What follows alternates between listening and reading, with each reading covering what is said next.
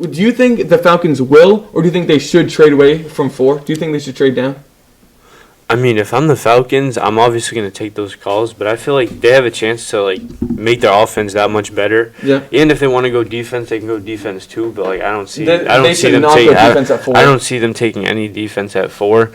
I feel like Pitts would just put their offense like on a whole nother level. I actually think so. For teams that were trading up, it was rumored that, like how I was saying with the Bears, the Patriots, and the Broncos.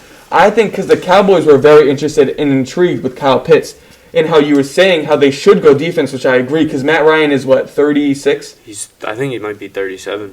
Is he turning 37? Might be 36, 37. So he still has some football ahead of him, but not a ton. So they definitely could go quarterback and develop him for a year or two. And then I think because Matt Ryan has like 2 more years left on his contract, something like that. So they could go quarterback. But say the Cowboys have what, pick 10? The Cowboys have pick 10, correct. Yeah. If the Cowboys traded up to 4, Falcons get 10, and they give them, say, their first round next year and like second round this year, they could very well go Kyle Pitts. And then if Falcons were to go Cowboys go Pitts? Cowboys go Kyle Pitts. And then the Falcons defensive pick, say they want Micah Parsons, say they want Patrick Surtain, say they want J.C. Horn, they're all going to be there at 10. So if they do really want to go defense, there's no point to get a defensive pick at 4. Yeah. When you can get that same guy at and 10, get another 3 picks on top of that. That makes a lot of sense. It does. But I think at 4, like, if you want to stay there, like, it most makes sense to stay there because you could have won. Mm-hmm. So, like, all right. I'm picking up every single call draft night, though. So, not, like, pick up the calls, right? But, like, if you're, like, ideally trying to replace Matt Ryan, you're not going to get a good quarterback next year. You're just not. Yeah. Like, you probably get one, but you probably have to be the first draft pick to get it. Because, like, next year just isn't deep for quarterbacks like that. So, this is the year, this is a rare year, in fact, with quarterback talent. Ooh. You know what I'm saying? No, keep going. Yeah. Keep going. So, like, in that sense, you can either go quarterback or you get Kyle Pitts, who's also generational talent. Exactly. You're not going to get Kyle Pitts next year or the year after. They could pass up on Kyle Pitts, who everybody's saying he might be the greatest tight end of all time just because how versatile he is. But how you were saying that the draft, obviously the draft prospects aren't going to be nearly as good because any single one of these top 5 quarterbacks could go number 1 next year. Anyone. No, definitely. Like, any single Trey Lance, Justin Fields, Mac Jones, Zach Wilson, obviously Trevor Lawrence. They literally would have, yeah. For the next 5 years, they could go 1 this year, 1 next year, the year after that, and so on.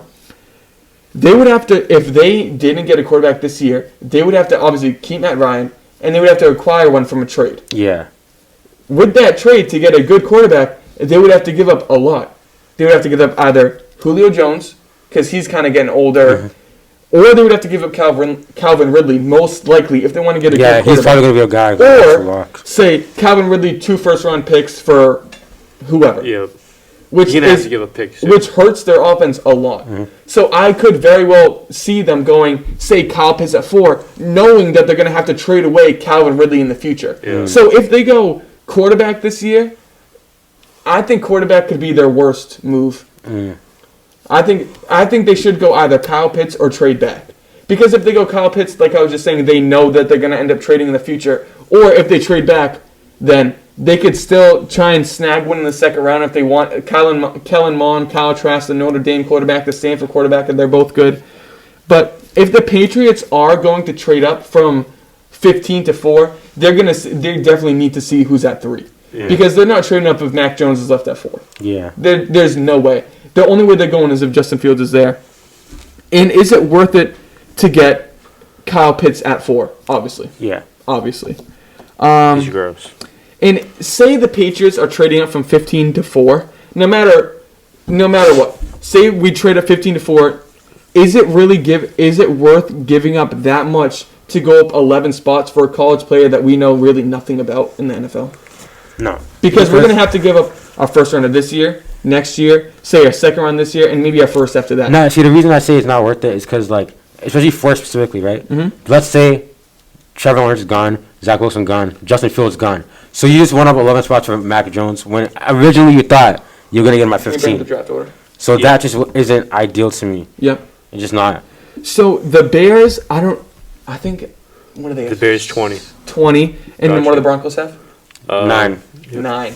So I don't think the Patriots are going to trade up. I think if there were teams to trade up, it's going to be, I think it'll be the Broncos. Because the Bears, they're very happy with Andy Dalton. I don't really know who their backup is. So actually the Bears could. But I don't feel like they don't really have the draft capital to do it because they just gave up a ton to get Khalil Mack. Yeah. This is the first draft where they have all of their normal picks and they're not missing on any from the Khalil Mack trade. So I really don't know if they want to get into basically draft capital debt again. Yeah. I feel like we still could get a top 5 QB. Why? Because look, the Jaguars, they're taking Lawrence. Yeah. The Jets, they're taking Wilson. Yeah. 49ers, they're taking a quarterback. Atlanta, they could. Cincinnati has their quarterback. Miami, they have Tua if they stick with him. I don't think they'll draft QB. The Lions could draft a QB. Yeah. Panthers just got their QB. Denver could draft a QB. Yeah. Dallas, they have their QB. The Giants. The Giants are sticking with Daniel Jones. Philadelphia, Jalen Hurts. And Joe Flacco. Chargers, they have their guy. Yeah. Minnesota has their guy, and then that's us. It's either going to be if the Broncos don't take one. But the thing is, Minnesota doesn't need one because they have playoff Monday Night Football Kirk. But if any one of those 5 are sitting there, how are you going to let them fall to the Patriots of any organization? I know. How? Because Kirk Cousins has taken a lot of heat over the years just because he can't play in prime time. Like he always chokes. And he won his first primetime game last year. Yeah. His first one. Since he's taken so much heat, do you think they could leave a quarterback like that on the board? I think. Yeah. Same with the Giants. There's a lot of speculation because they took Daniel Jones and I didn't even know who the kid was. Nobody knew who this kid was. He was projected late second, early third round pick, and they took him 6th overall. No one or what was it, 4 or 6? I think it was 6. No one thought that was going to happen.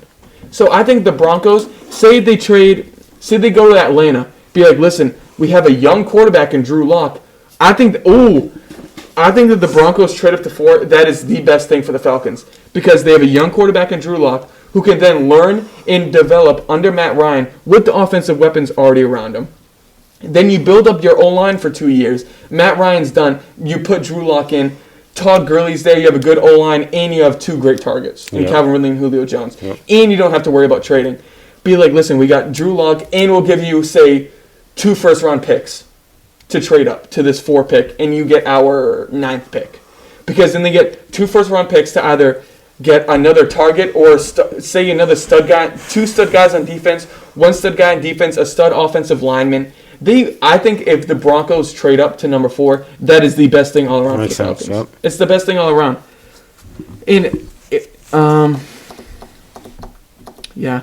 Because I don't know, what do the Bears have? You said 20? 20. And they don't really have extra picks like that. They just have 1, 1, 1, 1, 1, 1, 1, right? And if anything, it's 6th round, 5th round, 4th round. That doesn't really matter. Yeah, I think if the Broncos, because the Broncos, they have Jerry Jeudy. They could go wide receiver this year at 9, which could very well help Drew Lock. But if they're really looking towards their future, bring in another stud quarterback, bring in Justin Fields at 4 if he's there.